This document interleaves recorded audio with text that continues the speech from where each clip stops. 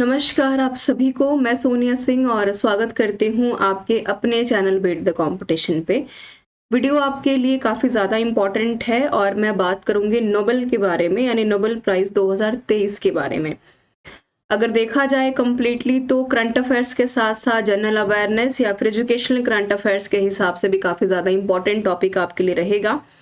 और ये इंश्योर बिल्कुल कर सकते हैं कि यहाँ से आप एक सवाल ज़रूर देखेंगे। और जब मैं क्वेश्चंस को यहाँ पर देखूंगी एक-एक करके, तो मैं ज़रूर आपको ये डिनोट करूंगी कि कहाँ से संभावना है, पॉसिबिलिटी है क्वेश्चंस के फ्रेम होने की।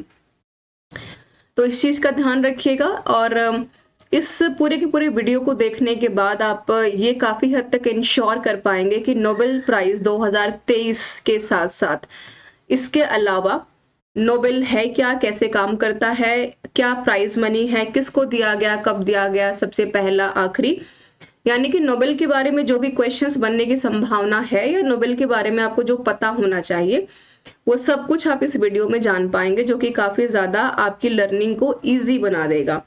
इससे ज्यादा आपको नोबेल में पढ़ने की आवश्यकता नहीं है, ना इससे ज्यादा आपसे पूछा जाएगा एग्जामिनेशंस में। तो वीडियो को शुरू करते हैं। और शुरू करने से पहले 3 इंपॉर्टेंट इंफॉर्मेशंस मैं दे दूं आपको। इस वीडियो के डिस्क्रिप्शन बॉक्स में 3 लिंक आपको मिलेंगे। पहला लिंक यहाँ पर दिया गया टेलीग्राम चैनल का, जहां से जाकर के आप इस वीडियो की complete PDF completely free of cost ले पाएंगे। साथ में ऐप का लिंक दिया हुआ है बीट द कंपटीशन, जो कि आप गूगल से भी डाउनलोड कर सकते हैं, गूगल प्ले स्टोर से। वहां पर जाकर के आप जो है free of cost mock test को अटेम्प्ट कर पाएंगे। चंद्रयान, नोबेल प्राइज या फिर कंप्यूटर से जुड़े हुए आईसीटी, जनरल अवेयरनेस, यानी कि पेड के साथ साथ आपको दोनों ही जो है सुविधाएं दी गई हैं, फ्री और पेड, जहां पर आप अपनी परफॉर्मेंस को चेक कर पाएंगे। तो इसको जरूर देखिए। हम बिल्कुल ये नहीं कह रहे हैं कि भाई आप पेड चीजें खरीदिए। यदि आपके संभावना लगता है कि भाई आप अच्छा स्कोर कर सकते हैं, यदि आपको लगता है कि आप अच्छा परफॉर्म कर सकते हैं, अपनी रैंक को चेक करना चाहते हैं, तो बिल्कुल आप वहां पर जाकर के चीजों को देख सकते हैं। अदरवाइज यूट्यूब के ऊपर इतना कंटेंट अवेलेबल है कि उससे ज्यादा आपको पढ़ने की आवश्यकता नहीं है। और तीसरा सबसे इंपॉर्टेंट चीज, यदि आपको लगता है कि वीडियो स्लो है, जो कि मैंने प्रत्येक कैंडिडेट को ध्यान में रख करके बनाई है, तो आप वीडियो को 2x 1.5x पे इसकी बेहतर सुविधा के लिए देख सकते हैं। तो ये तो हो गई हमारी काम की बात, जो कि जरूरी थी आपको बतानी। शुरू करते हैं वीडियो को। जानेंगे क्या है नोबेल प्राइज, कैसे, किसको मिला, कब मिला, क्या इसका क्राइटेरिया है, कितना प्राइज मनी है, फिजिक्स में, केमिस्ट्री में, लिटरेचर में, सब कुछ एक एक करके जानेंगे। और आखिर में हम पूछेंगे आपसे एक सवाल जो कि जरूरी है। शुरू करते हैं वीडियो को। देखिए, सबसे पहला सवाल, ये जो तीन लिंक्स की मैं बात कर रही थी, है यूट्यूब है, ये टेलीग्राम है और ये आपका ऐप का लिंक है। तो तीनों ही सुविधाएं आपको यहाँ पर मिल जाएंगी। मैं इसके बारे में बता चुकी हूँ। यदि आपको डिटेल में जानना है तो वीडियो को पीछे करके थोड़ा सा देख सकते हैं। शुरू करते हैं। तो कैटेगरीज ऑफ नोबेल प्राइज, देखिए सबसे पहले आपको ये पता होना चाहिए कि जब हम एनुअल इंटरनेशनल, यानी कि हर साल ये अवार्ड दिया जाता है, किसके लिए दिया जाता है? आउटस्टैंडिंग, यानी कि अपने बेहतर कार्य के लिए, जो कि मानवता के लिए किया जाता है, उसके लिए ये प्राइज दिया जाता है, नोबेल अवार्ड दिया जाता है, सम्मानित किया जाता है। 1901 में इसको शुरू किया गया था। किसके द्वारा? एल्फ्रेड नोबेल जी के द्वारा इसको शुरू किया गया। ये जो प्राइज है, ये गोल्ड मेडल है, एक डिप्लोमा, सम ऑफ मनी होता है, जो कि नोबेल फाउंडेशन ये डिसाइड करता है। कैटेगरीज कौन कौन सी हैं, किन किन विषयों में दिया जाता है, तो कुल मिलाकर के यहाँ पर आप देख पा रहे होंगे कि फिजिक्स में, फिर केमिस्ट्री में, फिजियोलॉजी या मेडिसिन में, दोनों एक ही चीजें हैं, लिटरेचर में, इकोनॉमिक्स में और पीस में दिया जाता है ना। और सिलेक्शन क्या है अवार्ड प्रोसेस का, कैसे सेलेक्ट किया जाता है?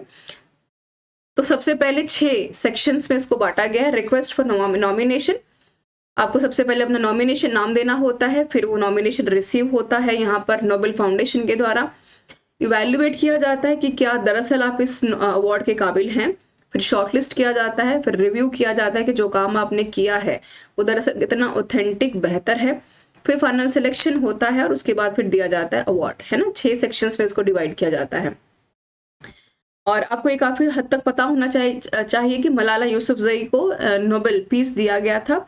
और सबसे कम उम्र की ये जो रही, 17 वर्ष की उम्र में, इनको जो है लड़कियों की शिक्षा को प्रोटेक्ट करने के लिए और शिक्षा को जो है बेहतर बनाने की तरफ लड़कियों के लिए खास तौर पर ये प्राइज इनको दिया गया था। काफी चर्चा का विषय रहा, ये आपको काफी हद तक ध्यान में रखना है। तो ये तो थी आपकी नोबेल के बारे में थोड़ा सा बैकग्राउंड जो कि पता होना चाहिए। शुरू करेंगे क्वेश्चन नंबर 1 से। सबसे पहला सवाल आपसे पूछा गया, बाइलिंगुअल हिंदी इंग्लिश दोनों में आप देख पाएंगे। प्रोनाउंसिएशन के लिए थोड़ा सा आप इसको जो है देख पाएंगे अपने हिसाब से। कह रहे हैं कि who were awarded the 2023 Nobel prize in physics. भौतिकी में 2023 में नोबेल पुरस्कार से किसे सम्मानित किया गया था। याद क्या रखना है, prize in physics. Question important है आपके लिए। तो यहाँ पर 4 ऑप्शंस आपको दिए गए हैं। स्टीफन है, डेमेत्री है, पियर्स है, या फिर पियर्स है, या फिर फ्रेंच है, या फिर एनी है। डेमेत्री है, रॉबर्ट है, विलियम है, फ्रेंच है, माइकल है, देन रॉबर्ट है, then none of the above है। तो ये कह रहे हैं कि इसमें से जो राइट ऑप्शन है ये आपका हो जाएगा बी, है ना, ये आपका सही उत्तर है। जो यहाँ पर पियरे हैं, देन फ्रेंच, देन एनी, है ना, ये यहाँ पर राइट ऑप्शन होगा, जो कि आप काफी हद तक ध्यान में रख सकते हैं। अब इनको शॉर्ट फॉर्म में, क्योंकि फिजिक्स की बात हो रही है तो पी से शुरू हो रहा है, 2023 की हम बात कर रहे हैं तो पी से इनका नाम शुरू हुआ है। आप पी एफ और यहाँ पर ए से PFA के नाम से इनको ध्यान में रख सकते हैं। P for physics, P for Pierre से फ्रेंच, देन उसके बाद हम बात करेंगे यहाँ पर NA की। ठीक है, ये हो गया आपका ट्रिक जो कि आपको याद करने में मदद कर सकता है। बाकी आप अपने हिसाब से कोई भी यहाँ पर ट्रिक या फिर निमोनिक्स जो कि आपको सुविधा के अनुसार बेहतर लगता है बना सकते हैं। ये है इनके इमेजेस जो कि आप स्क्रीन के ऊपर देख पाएंगे। पियरे की बात की, पियरे गॉस्टनी है, क्रॉस फ्रेंच क्रॉस है, एनी एल ह्यूलर हैं जो कि जिनका इमेज की आप स्क्रीन के ऊपर कंप्लीटली देख पाएंगे। पी यहाँ पे लिख देते हो, PFA के नाम से ध्यान में रखिएगा। फिजिक्स में दिया गया P for Pierre, P for physics. चलिए, ये आप देख पाएंगे नोबेल प्राइज 2023 इनको दिया गया था। ठीक है, जो कि मैंने अभी बताया आपको। आगे बढ़ते हैं सवाल नंबर 2 की तरफ। अगला सवाल, भौतिकी में तो यहाँ पर PFA को दिया गया था, है ना। अब ये कह रहे हैं कि क्या काम उन्होंने किया था कि सम्मानित किया गया। सवाल पूछा जा सकता है। कह रहे हैं कि क्या उन्होंने प्रकाश के एटोसेकेंड संपदों का उपयोग करके पदार्थ में इलेक्ट्रॉन गतिशीलता का अध्ययन करने के लिए तकनीकी विकास की थी, या उप परमाणु कण की खोज की, या मैटर के व्यवहार में पता लगाया, या फिर कंप्यूटिंग के क्षेत्र में प्रगति की, या कोई भी नहीं है। तो पहला उत्तर सही हो जाएगा, जो कह रहा है कि they develop technology for studying electron dynamics. Electron किसकी डायनेमिक्स को बताया, मैटर यूजिंग किसमें, एटोसेकेंड्स में, पल्सेस ऑफ लाइट, है ना, कि सेकंड्स में कितना ज्यादा इलेक्ट्रॉन यहाँ पर तेजी से गति करता है उसके बारे में इन्होंने स्टडी की थी। मैं आपकी सुविधा के लिए पढ़ देती हूँ। इन्होंने कहा कि भाई नोबेल दिया गया 2023 में, इनको PFA को दिया गया। ठीक है, ओके। यहाँ पर फिर कह रहे हैं कि इन्होंने एटोसेकेंड पल्सेस को आपने देखा होगा, जो आते हैं फिर चले जाते, आते चले जाते हैं, है ना। तो ये जो आना और चले जाना, ये 1 सेकेंड का जो फासला है उसमें 1 सेकेंड में कितनी बार ये चीजें रैपिडली ट्रेवल करती हैं उसके बारे में इन्होंने जानकारी दी थी।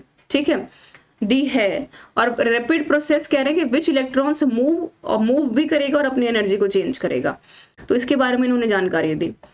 तो ये आप देख पा रहे होंगे, ये किसी भी फॉर्म में काम कर सकता है कि भाई एटो सेकेंड्स अगर देखा जाए तो 1/10 - 18 की बात इन्होंने की है, जो कि आप देख पा रहे हैं। यानी कि 1 सेकेंड्स को कितने, ये तो पता है कि भाई 1 घंटे में 60 सेकेंड होते हैं, लेकिन 1 सेकेंड में कितनी बार आपका जो ये प्रोसेस है, कितनी बार ये काम करता है, डाइवर्ट करता है, डायनामिक्स करता है, उसके बारे में इन्होंने बात की। जैसे हार्ट बीट 1 सेकेंड में कितनी बार पंप कर रहा है ना। और एज ऑफ द यूनिवर्स ये भी इन्होंने यहाँ पर जानकारी दी थी। तो यहाँ पर आप देख पा रहे हैं रॉयल अकेडमी ऑफ साइंसेस से ये इमेज मैंने ली है, जो कि आप स्क्रीन के ऊपर देख पा रहे होंगे। ठीक है, सवाल नंबर 3 की तरफ बढ़ेंगे, बात करेंगे केमिस्ट्री के बारे में। कह रहे हैं कि who were awarded 2023 Nobel prize in chemistry, है ना। तो नोबेल जिसको मिला है केमिस्ट्री में उनकी बात की जा रही है। कैरोलिना, ठीक है, मोंगी है, बाविंडी है, स्टीवन है, देन एलेक्सी है, एक्विवोन है, स्टीवन है, देन नू है, मोंगी है, बाविंडी है, ब्रूस, एलेक्सी है, देन लुई, ब्रूस, माइकल, फिर एरिक कूल है, या फिर कोई भी नहीं है।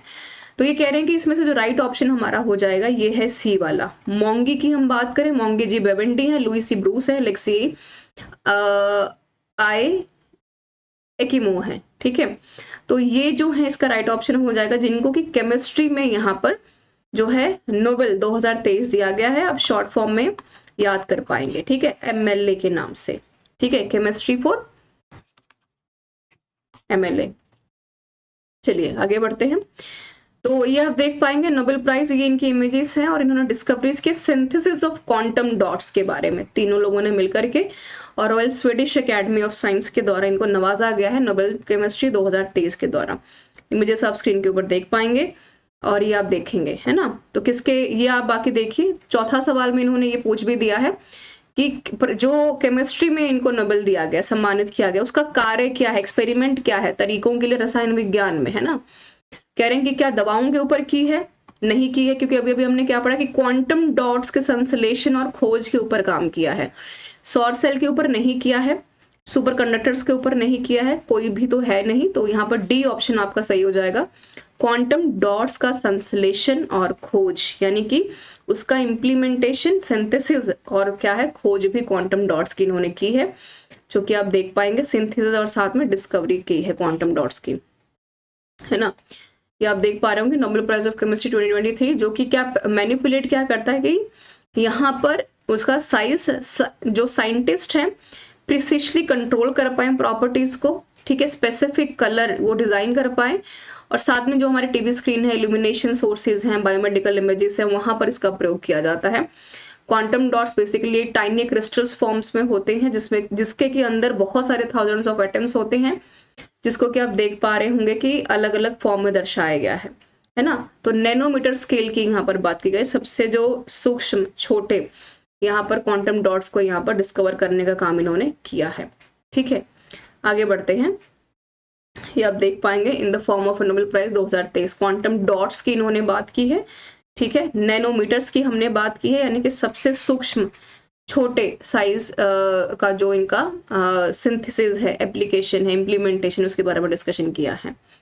सवाल नंबर 5 की तरफ बढ़ेंगे। लिटरेचर हमने पढ़ा था वहां पर कि कुल मिलाकर के अलग अलग विषयों में दिया जाता है, केमिस्ट्री फिजिक्स पढ़ ले, लिटरेचर पढ़ लेते हैं।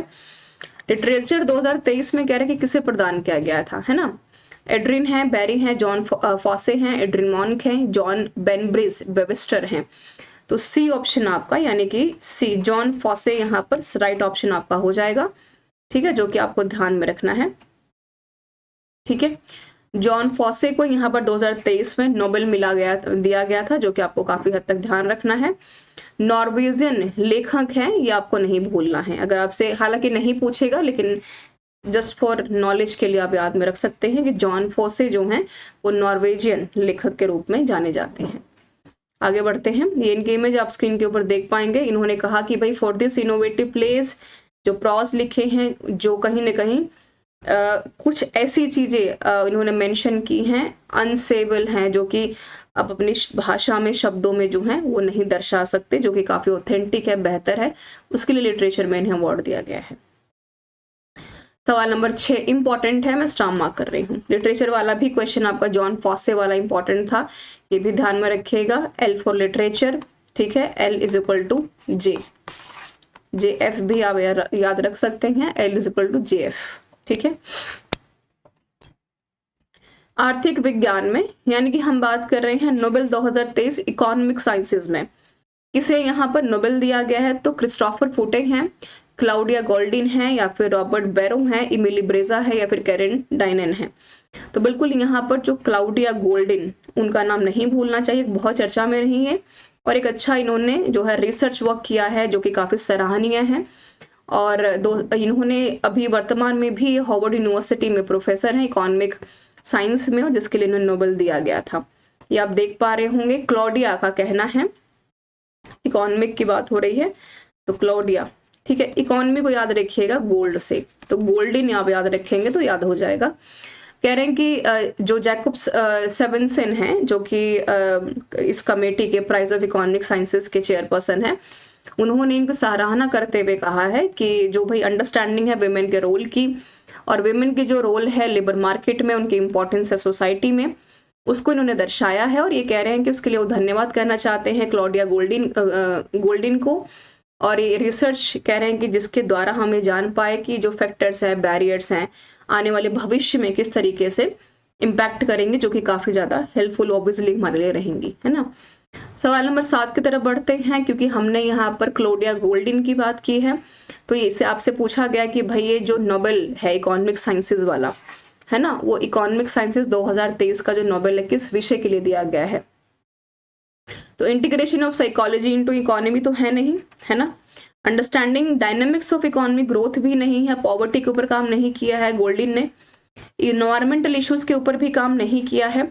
अंडरस्टैंडिंग किसके ऊपर काम किया, विमेन लेबर मार्केट आउटकम्स के ऊपर काम किया है। तो स्वयं महिला है तो महिलाओं के जो है कहीं ना कहीं पक्ष को रखते हुए इन्होंने काम किया है क्लॉडिया गोल्डिन ने जिन्हें, तो ये आपको ध्यान रखना है, ठीक है। ये पांचवा जो ऑप्शन है डाउन टर्न से गलत है आपका, तो आपका ऑप्शन नंबर यहाँ पर डी सही है, या देख पाएंगे स्क्रीन के ऊपर। ये मैं थोड़ा सा आपको समझा देती हूँ, होपफुली कि वीडियो में थोड़ा सा विजिबिलिटी कम हो आपको, बट जब आप पीडीएफ पढ़ेंगे तो अच्छे से जान पाएंगे। तो एस्पेक्ट्स पहले देख लेते हैं, हालांकि इतना डिटेल में आपसे नहीं पूछेंगे, लेकिन आपको पता होना चाहिए जो कि इंपॉर्टेंट है। सवाल यहाँ से कैसे भी बन सकता है, तो रिस्क क्यों लें। कह रहे हैं कि हिस्टोरिकल पर्सपेक्टिव्स क्या है, सबसे पहले तो ये जान लेते हैं। तो गोल्डिन ने यहाँ पर रिसर्च की है महिलाओं की लेबर मार्केट में पोजीशंस को लेकर के, है ना, या उनके पार्टिसिपेशंस को लेकर के, चैलेंजेस को लेकर के। तो गोल्डिन की जो रिसर्च थी, उन्होंने चैलेंज के ऊपर काम किया कि महिलाओं का जो लेबर फोर्स है, उनका जो पार्टिसिपेशन है, वो इकोनॉमी ग्रोथ को काफी हद तक बढ़ाता है। और जो हिस्टोरिकल डाटा है 200 साल पुराना, वो हमें इस चीज को भी काफी हद तक डिफाइन करता है। गोल्डिन ने अपने हिस्टोरिकल पर्सपेक्टिव में ये भी बताया है कि बिफोर इंडस्ट्रियलाइजेशन, यानी कि अगर 18th सेंचुरी से पहले की हम बात करें, जबकि पूरी दुनिया में कहीं ना कहीं इंडस्ट्रियलाइजेशन यानी मिड ऑफ 17th सेंचुरी रख लीजिए आप, है ना, मिड ऑफ जो है 17th century, beginning of 18th century. तो ये कह रहे हैं कि बिफोर इंडस्ट्रियलाइजेशन वुमेन का जो वर्क है एग्रीकल्चर को लेकर के, है ना, उसमें उनकी बहुत अहम भूमिका रही है।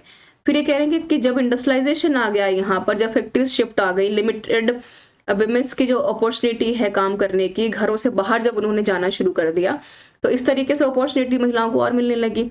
तो गोल्डिन ने अपनी रिसर्च में रिवील किया है इस बात को। ये जो आप यू शेप का जो मार्जिन देख रहे हैं स्क्रीन के ऊपर, ये कह रहे हैं कि जो फीमेल लेबर है उनका फोर्स पार्टिसिपेशन दिखाता है, जो कि आप देख पा रहे होंगे कितना ज्यादा बड़ा है जीडीपी में, है ना। ये कह रहे हैं कि ओवर द टाइम ये जो इन्फ्लुएंस था वो बदलता रहा, कभी कम कभी ज्यादा, कभी कम कभी ज्यादा, है ना। तो ये कहती हैं, फिर जब मैरिज और एम्प्लॉयमेंट की हम बात करते हैं, तो कहती है कि गोल्डिन ने इस वर्क को भी हाईलाइट किया, अपने काम में बताया है कि जो मैरिज के बैरियर्स हैं, कि जैसे ही महिलाओं ने जो है इंडस्ट्रियलाइजेशन के बाद अपने जीवन को एक नए सिरे से शुरू किया शादी विवाह के बाद, तो ये कहती हैं कि विमेन फॉर सर्टन जो प्रोफेशंस हैं उनको काफी प्रोफेशन से बाहर कर दिया गया, जो उनका करियर डिसीजन मेकिंग था वो काफी हद तक इम्पैक्ट हुआ। उसके बाद जो कॉन्ट्रासेप्टिव पिल्स का भी यहाँ पर जो है एक कॉन्सेप्ट आया 1960 में, जो कि काफी हद तक greater educational and career opportunity के फील्ड में काफी ज्यादा एक उछाल के तौर पर काम किया। जेंडर बायसनेस के बारे में इन्होंने काम किया है कि जैसे आज भी ये समस्या काफी हद तक रहती है, माफ कीजिएगा, कि महिलाओं और पुरुषों की जो बेसिक पे होती है उसमें काफी हद तक डिफरेंस होता है। उसी काम को पुरुषों के लिए ज्यादा जो है सैलरी दी जाती है, महिलाओं को उसी काम के लिए कम सैलरी दी जाती है। तो इन्होंने कहा कि भाई उस गैप के ऊपर काम करना बड़ा इंपॉर्टेंट है। फिर ये कहती है कि जो विमेन का फेस्ट काफी हद तक स्लोअर हो गया है करियर के एडवांसमेंट में, क्योंकि वो काम नहीं कर पा रही है ठीक से कंपेरेटिवली मेन के अकॉर्डिंग अगर देखा जाए। तो उनका कहना है कि इसको हम बेहतर बना सकते हैं, पर कैसे, जब एजुकेशन को और उनके प्रोफेशन को हाईलाइट किया जा सके, है ना। इनसाइट आईएएस से मैंने स्लाइड ली है जो कि आप स्क्रीन के ऊपर देख पा रहे होंगे। तो मैंने कोशिश की इन शॉर्ट आपको बताने की, उम्मीद करती हूँ कि ये इन्फॉर्मेशन आपको अच्छी लगी होगी। ठीक है, आगे बढ़ते हैं अगले सवाल की तरफ। चलिए, सवाल नंबर 8 क्या कह रहा है। एक रैंडम क्वेश्चन आपसे पूछा है जिसकी एक्सपेक्टेशन एग्जाम में बिल्कुल बनती है और काफी अहम सवाल है, ये चर्चा में भी है अभी हाल फिलहाल में। कैसे चर्चा में बताती हूँ। पुरस्कार किसे दिया गया 2023 का?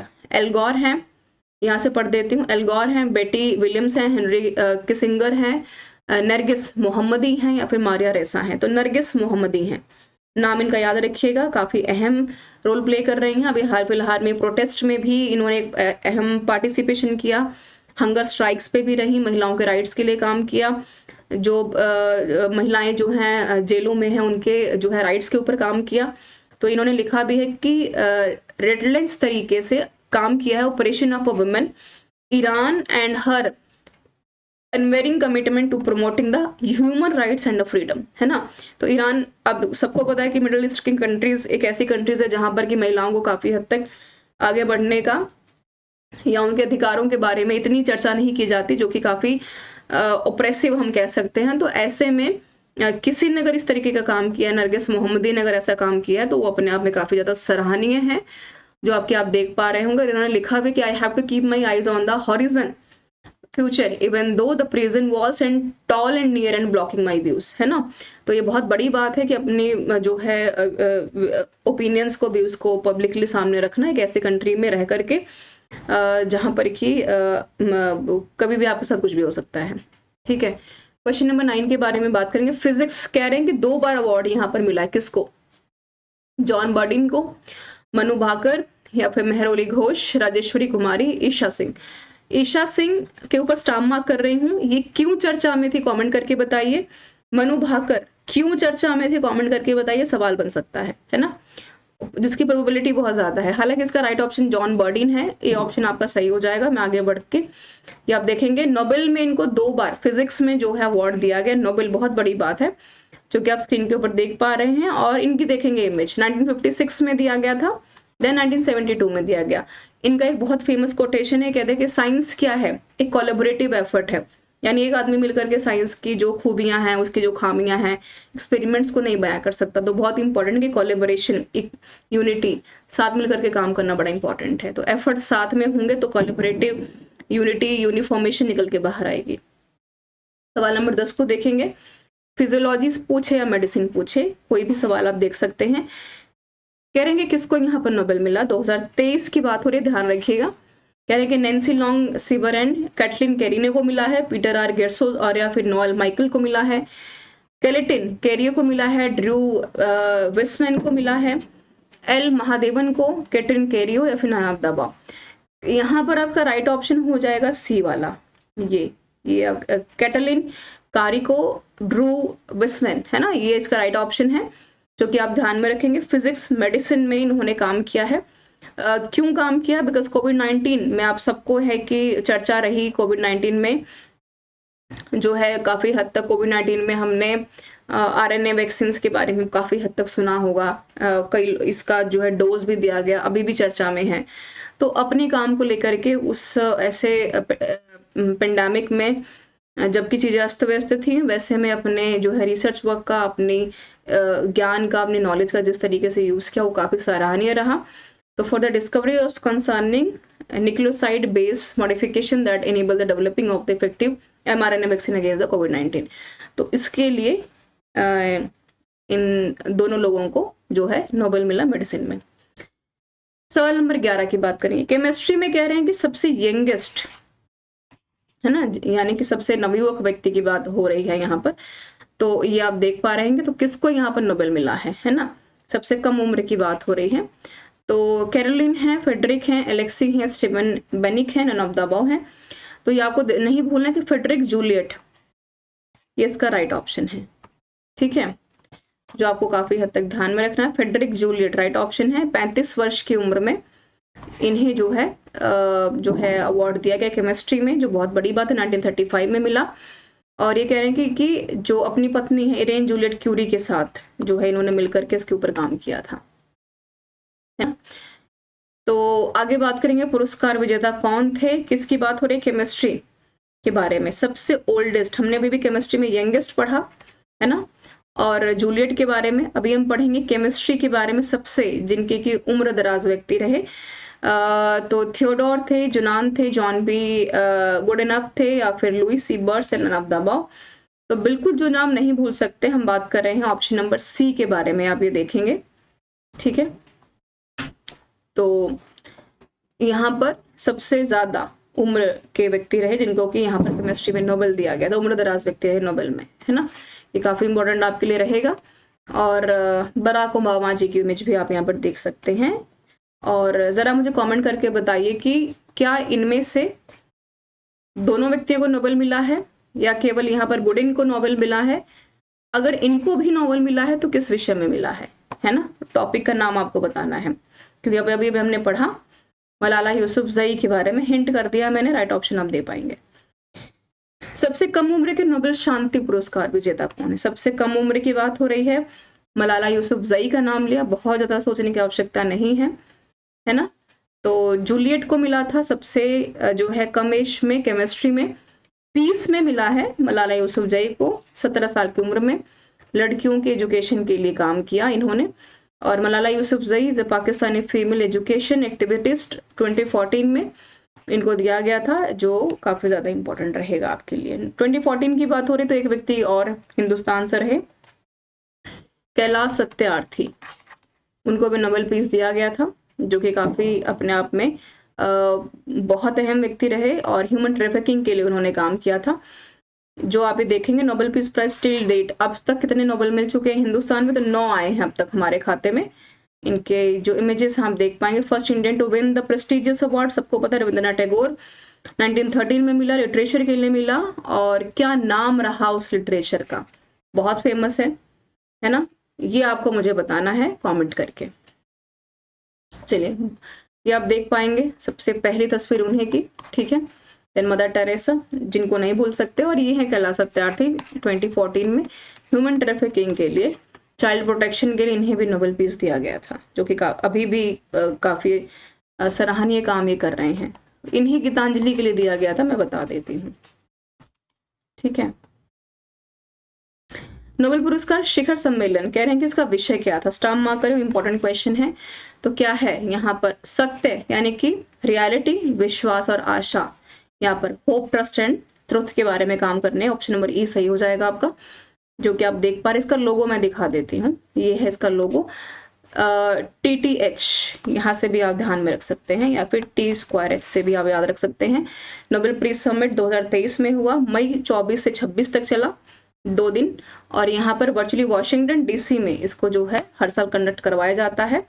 और हमें ये नहीं भूलना चाहिए कि सबसे ज्यादा भी यहाँ पर USA ने, अमेरिका ने सबसे ज्यादा यहाँ पर जो है नोबेल पुरस्कार जीते हैं, जो कि काफी ज्यादा अहम आपके लिए हो जाएगा। तो ये आप देख पाएंगे अभी तक 413 नोबेल, ये मैं दिखा देती हूँ, अभी तक यहाँ पर USA ने जीते हैं, ठीक है। वे बढ़कर के 13 हो गए हैं, जो इस बार ऐड हुए हैं 2023 वाले, पहले 411 थे। तो नंबर ऑफ नोबेल यहाँ पर आप देख पा रहे होंगे। प्राइजेस की अगर बात करें तो US 411 है, 13 हो गया है, UK 137 है, जर्मनी 115 है, फ्रांस 75 है। बस US का नाम याद रखिए, बाकी याद रखने की इतनी आवश्यकता आपको नहीं है। नंबर नहीं भी याद रखेंगे तो कोई दिक्कत नहीं है, सिर्फ नाम याद रखिए, इंपॉर्टेंट है।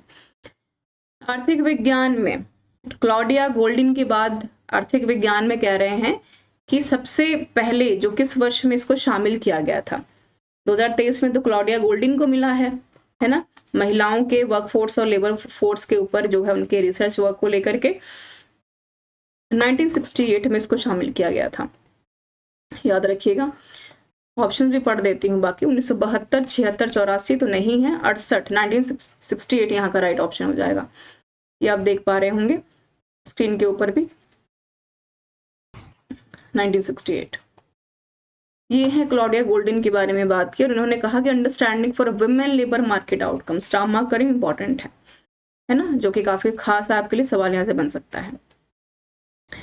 कह रहे हैं कि फर्स्ट व्यक्ति कौन थे जिन्हें नोबेल मिला, इंपॉर्टेंट क्वेश्चंस है ना। कह रहे हैं कि कौन है, पॉल ग्रीनगार्ड है, हिडग्री शिकावा है, हार्बर्ट है, या फिर डेनियल है, हेनरी डुवंट है, फ्रेडरिक पैसी है, एरविड कार्लसन है, हेनरी डुवंट है, फ्रेंडिस पासी है, या फिर जैकस केबी है। तो जो नाम आपको काफी हद तक ध्यान में रखना है वो है C option, which is Henry Dunant and Frederic Passy की। इमेज मैं दिखा देती हूँ, दोनों व्यक्तियों के साथ में ही यहाँ पर इमेज है, हेनरी डुवंट एंड फ्रेडरिक पैसी, ठीक है, ओके। और ये आप देख पा रहे होंगे फर्स्ट नोबेल पीस प्राइज इन्हें मिला गया था, रेड क्रॉस फंडर, जिन Henry Dunant and the peace activist कौन थे, यहाँ पर फ्रेडरिक पैसी, ठीक है, 1901 में दिया गया था दिसंबर 10 में। और तभी से नोबेल प्राइज की शुरुआत जो है एल्फ्रेड नोबेल द्वारा की गई और अब तक दिया जाता रहा है। भारत में अब तक 9 और सबसे ज्यादा मिले हैं US को, अब तक 413। Nobel peace prize was established by Alfred Nobel, was the first awarded in which year. तो अभी भी चर्चा की 1901 की हमने, यहाँ पर देखेंगे सबसे पहले 1901 में दिया गया था, जो कि ये हमारा सवाल था, दिसंबर 10 में। फ्रेडरिक की हमने बात की यहाँ पर, माफ कीजिएगा, हेनरी डुवंट एंड यहाँ पर फ्रेडरिक पैसी की, ठीक है। तो डुवंट और पैसी को सबसे पहले 1901 में दिया गया था, शुरुआत भी वहीं से की गई थी, यहाँ पर वॉशिंगटन DC से की गई थी, US से की गई थी, सबसे ज्यादा US को ही दिया गया, हिंदुस्तान में अब तक 9, ठीक है। तो जाते जाते थोड़ा सा एक क्विक रिव्यू देख लेते हैं नोबेल के बारे में, जो कि आपको काफी हद तक ध्यान में रखना है। नोबेल की शुरुआत 1901 में हुई, डुमंट, देन उसके बाद फेडरिको सबसे पहले दिया गया 10 दिसंबर को। ठीक है, अभी जो है यूएसए में इसको कंडक्ट करवाया जाता है, वॉशिंगटन डीसी में हर साल। और अभी इस बार का जो टैग लाइन है, ठीक है, ट्रुथ ट्रस्ट एंड, हमने यहाँ पर बात की पीस के बारे में, जो कि काफी ज्यादा इंपॉर्टेंट हमारे लिए रहेगा। माफ कीजिएगा, ट्रुथ ट्रस्ट एंड होप के बारे में, T2H याद रखिएगा, इंपॉर्टेंट है, जो कि काफी ज्यादा सवाल यहाँ से पूछे जाते हैं घुमा फिरा करके, जनरल अवेयरनेस में, जनरल नॉलेज में भी। तो सीरीज ऑफ प्राइजेस अवार्ड की अगर बात की जाती है तो इंडस्ट्रियलिस्ट एल्फ्रेड रहे, और उनका पर्पस था कि उन लोगों को सम्मानित किया जाए जो कि कहीं ना कहीं ह्यूमैनिटी के फेवर में काम करते हैं, और जो है who have confirmed the greatest benefit of human kind. और बाद में 10 दिसंबर 1901 को यहाँ पर फेडरिक और डुवेट को यहाँ पर जो है प्राइज दिया गया था सबसे पहली बार, जो आपको काफी हद तक ध्यान रखना है। नोबेल पीस को ऐड किया गया। हिंदुस्तान की अगर बात करें तो कैलाश सत्यार्थी 2014 में नवाजे गए थे ह्यूमन ट्रैफिकिंग के लिए। सबसे कम उम्र की कहें अगर महिला रही तो यहाँ पर मलाला यूसुफजई को नहीं भूलना चाहिए, जिन्होंने की महिलाओं के एजुकेशनिस्ट राइट्स को लेकर के काम किया 2014 में। अमाउंट क्या मिलती है, ये सवाल आपसे नहीं पूछेंगे पर याद रखिए क्योंकि दिलचस्प क्वेश्चन है। तो 11.0 है ना, स्वेडिश जो है कॉर्नर की अगर बात करें तो यहाँ पर, अच्छा ये मिसप्रिंट हो गया है, इसको थोड़ा सा छोड़ सकते हैं आप। तो 11 मिलियन पर नोबेल प्राइज यहाँ पर दिया जाता है। ये ऑप्शन नंबर आपका बी सही है ना। खैर प्राइज मैटर नहीं करती है, इतना बेहतर काम करने के बाद प्राइस तो एक सेकेंडरी पार्ट हो जाता है, लेकिन इससे जो आपका काम को जो एक रिप्रेजेंटेशन मिलता है इंटरनेशनल लेवल पे, वो अपने आप में काफी सराहनीय जो है माना जाता है। एक गोल्ड मेडल के साथ एक जो इसका ये आप देख पा रहे होंगे, नोबेल जो दिया जाता है नोबेल, उस नोबेल में नोबेल का मेडल होता है जो इस तरह की तस्वीर छपी रहती है। 1901 में इसको शुरू किया गया सबसे पहली बार, और 11 मिलियन जो है पर फुल नोबेल प्राइज यहाँ पर प्रत्येक जो भी व्यक्ति नॉमिनेटेड होते हैं उनको जो है यहाँ पर दिया जाता है। ठीक है, कंफर्म करता है नोबेल प्राइज अमाउंट को डॉक्यूमेंट्स के साथ। और ये है आपका जाते जाते डोंट फॉरगेट वाली बात, और बात करेंगे नरगिस मोहम्मदी के बारे में। इन शॉर्ट जान लेते हैं। ईरानी कार्यकर्ता हैं नरगिस मोहम्मदी, और जो है पीस के लिए पुरस्कार दिया गया 2023 में। मानवाधिकार के लिए काम कर रही हैं, रॉयल स्वीडिश अकादमी की तरफ इन्हें नवाजा गया। और अगर एक बात करें तो बेलारूस बहुत चर्चा में था पिछले वर्ष भी, आप सबको ध्यान में होना चाहिए। तो यहाँ पर इन्होंने काफी हद तक यूक्रेनी मानवाधिकार के लिए काम किया, लिबर्टीज के लिए काम किया, और इनका ये मानना था कि विमेन की जो लाइफ है, फ्रीडम है, उसके ऊपर काम करना, उसके ऊपर बात करना, चर्चा करना बहुत आवश्यक है। और हमें ये नहीं भूलना चाहिए कि मोहम्मदी को इसके अलावा अलेक्जेंडर लैंगर पुरस्कार 2009 दिया गया। 23 में फिर से UNESCO Guillermo Cano world press freedom पुरस्कार दिया गया। और अपनी जो पुस्तक है इनकी, इसका नाम याद रखिएगा, सवाल आपसे बन सकता है, व्हाइट टॉर्चर। ठीक है, जो interviews with Irani women prisoners के लिए इन्होंने जो भी अपनी बातें रखी एक वक्ता के रूप में, या फिर कहीं एक महिला के जो है अपने जो है उनके हर तरह के राइट फ्रीडम को समझते हुए, तो एक मानवाधिकार के लिए काफी हद तक एक बहुत बेहतर कह सकते हैं कि काम इन्होंने किया। और अंतर्राष्ट्रीय फिल्म महोत्सव मानवाधिकार फोरम में रिपोर्ट्स के लिए पुरस्कार भी इन्होंने जीता है। तो ये हमें नहीं भूलना चाहिए। ये कार्ड्स आपको ऑलरेडी शेयर कर चुकी हूँ मैं टेलीग्राम चैनल के ऊपर, तो उसको देखिए। इन शॉर्ट अगर आपको कोई क्विक इन्फॉर्मेशन मिल रही है तो उसको गवाइए मत, कुछ पे नहीं करना है आपको, कंप्लीटली फ्री ऑफ कॉस्ट चीजें यहाँ पर अवेलेबल आपको हो रही हैं।